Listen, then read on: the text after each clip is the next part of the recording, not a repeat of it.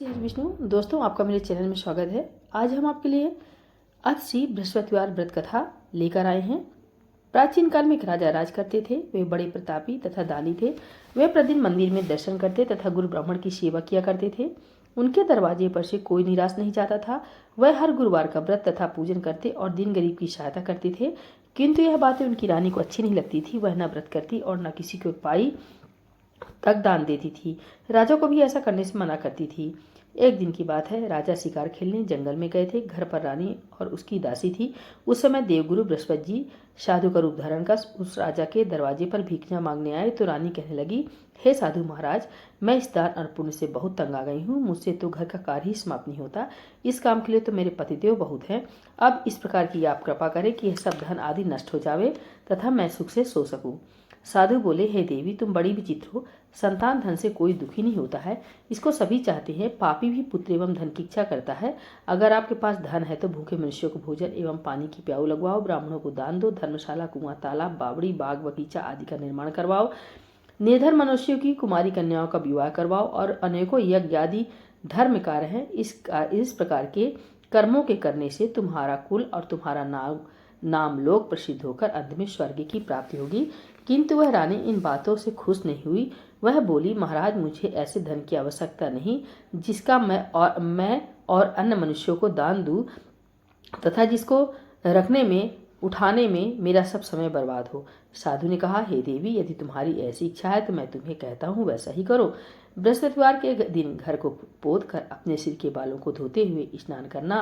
राजा से कहना वह हजामत बनवावे, भोजन में मांस मदिरा आदि खावे, कपड़े धोबी को धुलने को दो। इस प्रकार 7 गुरुवार तक ही तुम्हारा सब धन नष्ट हो जाएगा।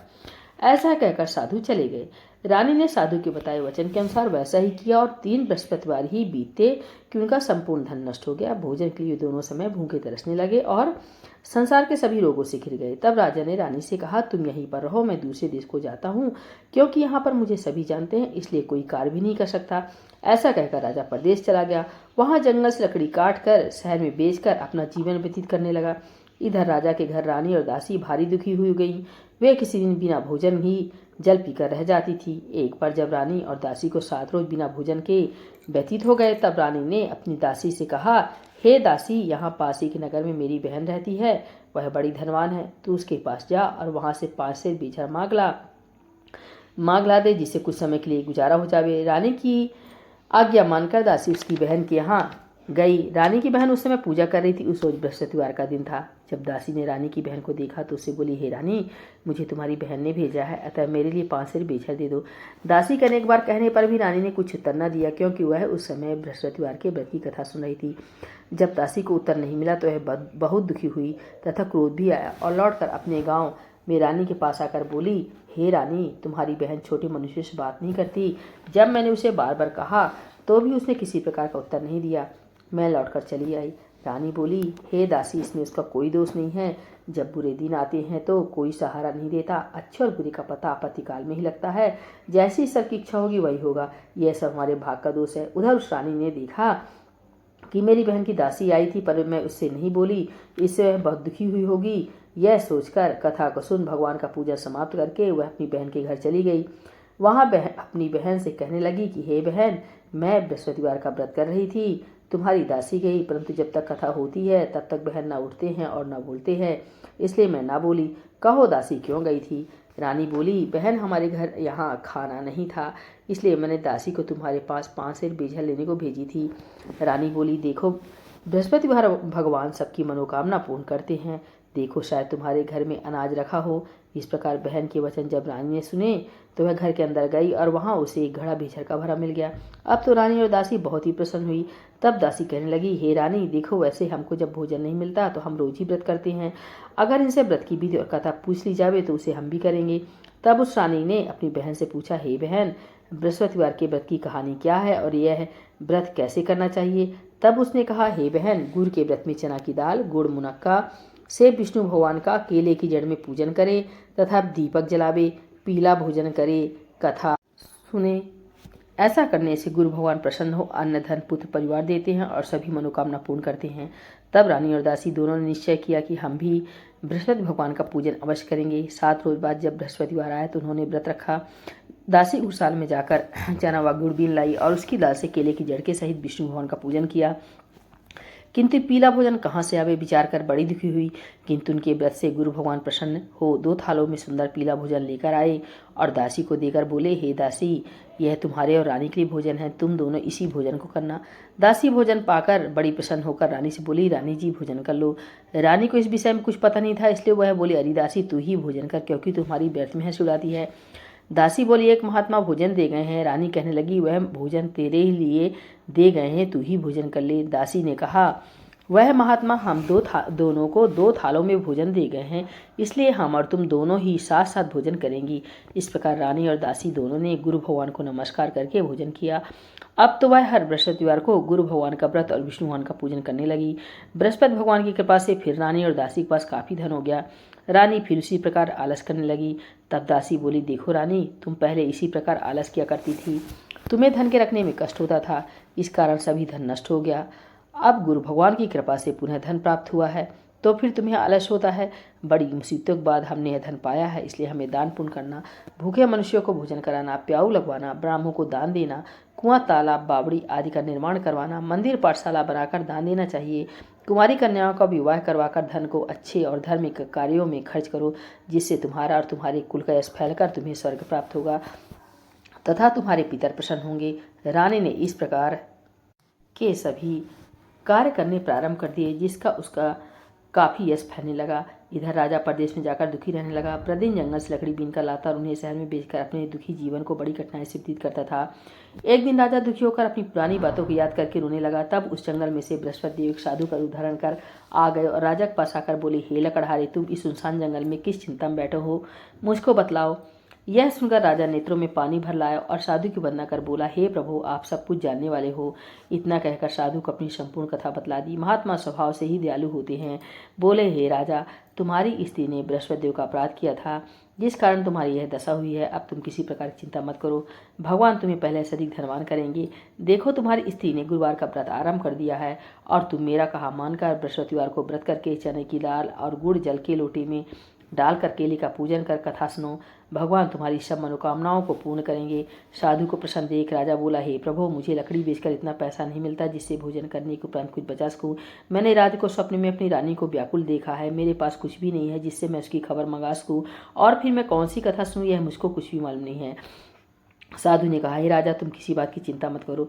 बृहस्पतिवार के दिन रोजाना की तरह लकड़ियां लेकर शहर जाओ, तुमको उस दिन और रोज से दुगना धन प्राप्त होगा, जिससे तुम भली प्रकार भोजन कर बृहस्पति देव की पूजा का सामान भी ला सकोगे। बृहस्पतिवार की कथा इस प्रकार से है। प्राचीन काल में एक बहुत ही निर्धन ब्राह्मण था। उसके कोई भी संतान नहीं थी। उसकी स्त्री बहुत मलिनता के साथ रहती थी। वह न रोज स्नान करती और न किसी देवता के पूजन करती। प्रातःकाल उठते ही सर्वप्रथम भोजन करती, बाद में कोई अन्य काम करती थी। इससे ब्राह्मण देवता बड़े दुखी थे। बेचारे बहुत कुछ कहते, परंतु उसका कोई परिणाम ना निकलता था।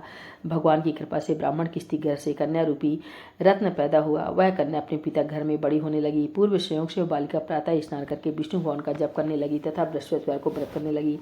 अपने पूजन पाठ को समाप्त करके स्कूल जाती तो अपनी मुट्ठी में जौ भर करके ले जाती और पाठशाला के मार्ग में डालती जाती। तब ये जौ स्वर्ण के हो जाते और लौटते समय उनको बीनकर अपने घर ले आती थी। एक दिन वह बालिका सूप में उन सोने के जवों को फटक कर साफ कर रही थी कि उस समय उसके पिता ने देख लिया और कहा, बेटी, सोने के जवों को फटकने को सोने का सूप होना चाहिए। दूसरे दिन गुरुवार था।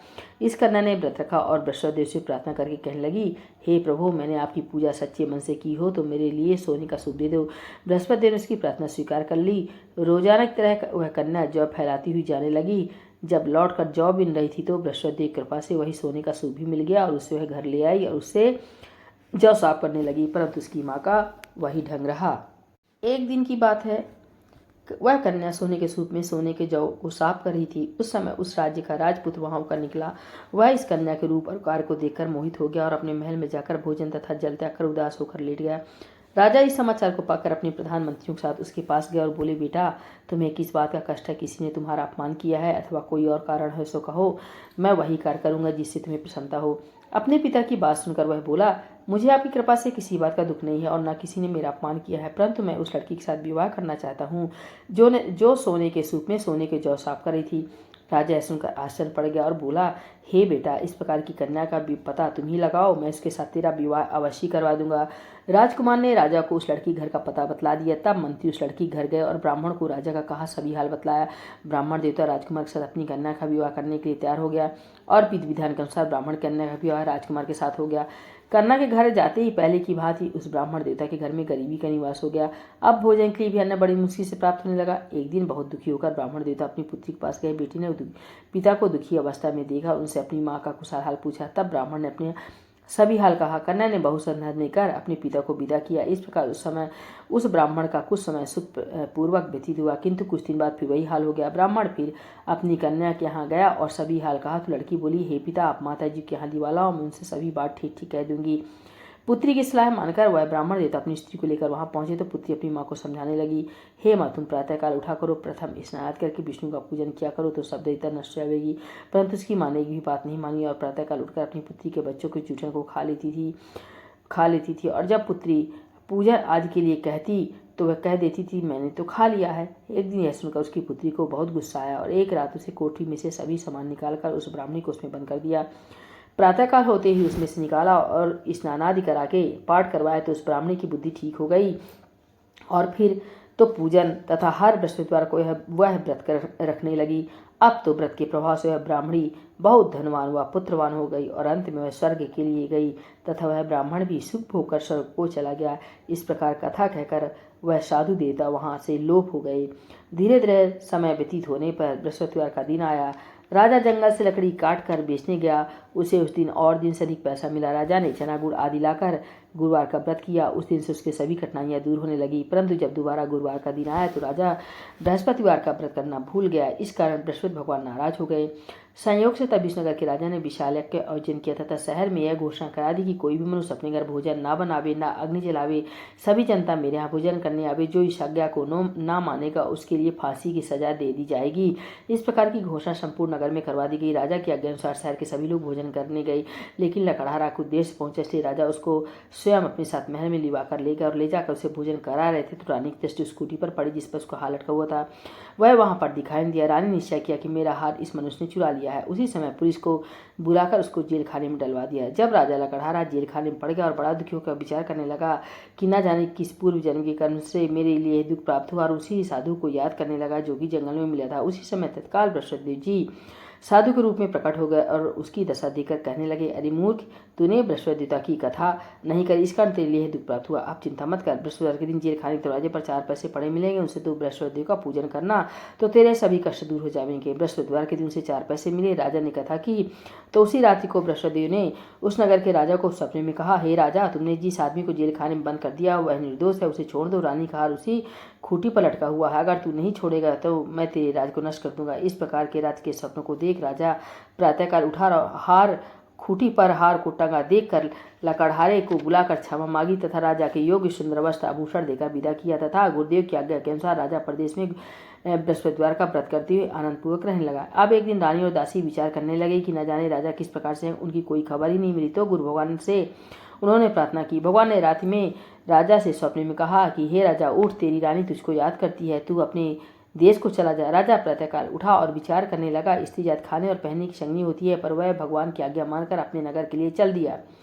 राजा जब नगर के निकट पहुंचा तो उसे बड़ा ही आश्चर्य हुआ। नगर में पहले से अधिक बाग, तालाब और कुएं हैं, बहुत सी धर्मशाला, मंदिर आदि बन गए हैं। राजा ने पूछा, है किसका बाग और धर्मशाला है? तब नगर के सब लोग कहते हैं कि यह सब रानी और बांदी के है। तो राजा को और भी आश्चर्य हुआ, तब गुस्सा भी आया। जब रानी ने खबर सुनी कि राजा आ रहे हैं तो उसने बांदी से कहा कि हे दासी, देख राजा हमको कितनी बुरी हालत में छोड़ गए थे, कहीं हमारी ऐसी हालत देखकर लौटन जैसी तो दरवाजे पर खड़ी हो जा।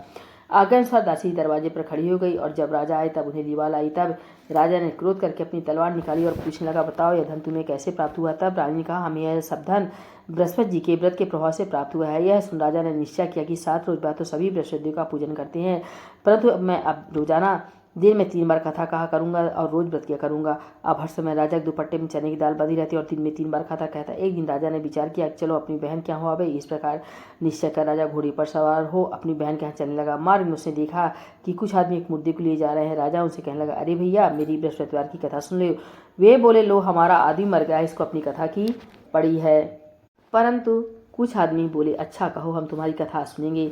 राजा ने दाल निकाली और कथा जब आधी होने पाई कि मुर्दा हिलने लगा और जब कथा समाप्त होने पर आई तो वह मुर्दा राम राम कहते हुए खड़ा हो गया। आगे मार्ग में उसे किसान खेत में हल चलाता मिला। राजा ने उसे देखा और उसे बोला, भैया तुम मेरी बृहस्पतिवार की कथा सुन लो।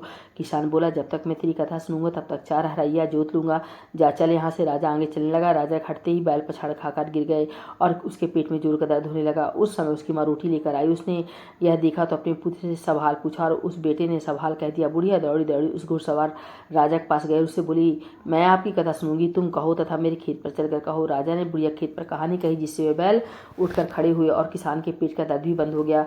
राजा अपनी बहन के घर गया, कुशल पूर्वक पहुंच गया।